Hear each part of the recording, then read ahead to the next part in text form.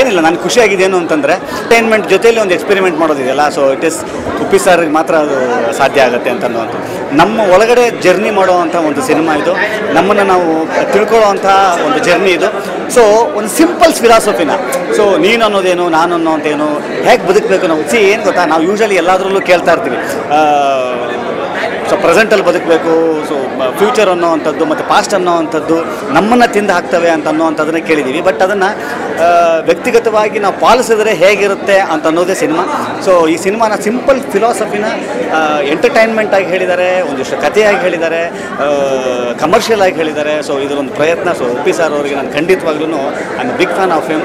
So ಇವತ್ತು cinema ನನಗೆ ಖುಷಿ ಏನು ಅಂತಂತಂದರೆ ಎಂಟರ್ಟೈನ್ಮೆಂಟಿನ ಜೊತೆಯಲ್ಲಿ ಒಂದಿಷ್ಟು ವಿಷಯಗಳನ್ನ ತಿಳ್ಕೊಳ್ಳುವಂಥದ್ದು. ಮತ್ತೊಮ್ಮೆ ಎಲ್ಲರಿಗೂ ಹೇಳೋದೇನು ಅಂತಂತಂದರೆ ದಯವಿಟ್ಟು ಉಪ್ಪಿಟ್ಟುನ ಮಿಸ್ ಮಾಡಬೇಡಿ. ಈ ಥರದ ಪ್ರಯೋಗಗಳನ್ನ ನಾನು ಅವಲೇ ಹೇಳಿದೆ, ಉಪ್ಪಿ ಸರ್ ಅವ್ರು ಸಿಗ್ತಾರೆ ಸರ್, ತುಂಬ ದಿವಸಗಳು ನಿಮ್ಮನ್ನು ಮಿಸ್ ಮಾಡ್ಕೊಂಡ್ಬಿಟ್ಟಿದ್ದೆ ನಾನು, ಯಾಕಂದರೆ ಇಷ್ಟು ವರ್ಷಗಳು ಅವ್ರ ಡೈರೆಕ್ಷನ್ ಸಿನಿಮಾಗಳು ಬಂದಿರಲಿಲ್ಲ, ಇನ್ಮೇಲೆ ಹಂಗೆ ಮಾಡಬೇಡಿ ಅಂತಂದ್ಬಿಟ್ಟು ಒಂದು ರಿಕ್ವೆಸ್ಟ್ ಏನು ಅಂತಂದ್ರೆ ಉಪ್ಪಿ ಸರ್ ಅವರಿಗೆ ದಯವಿಟ್ಟು ಈ ಥರದ ಗ್ಯಾಪ್ಗಳೆಲ್ಲ ಬೇಡ, ಮತ್ತೆ ಮತ್ತೆ ನೀವು ಸಿನಿಮಾಗಳು ಮಾಡ್ತಾ ಇರಬೇಕು. ಸೊ ಈ ಥರದ ಸಿನಿಮಾಗಳು ನಮಗೆಲ್ಲರಿಗೂ ಖಂಡಿತ ಬೇಕು ಅಂತ ಹೇಳ್ತಾ once again congratulations for the success of ಉಪ್ಪಿಟ್ಟು ಅಂತ ಹೇಳ್ತಾ ಎರಡು ಮಾತು. Thank you.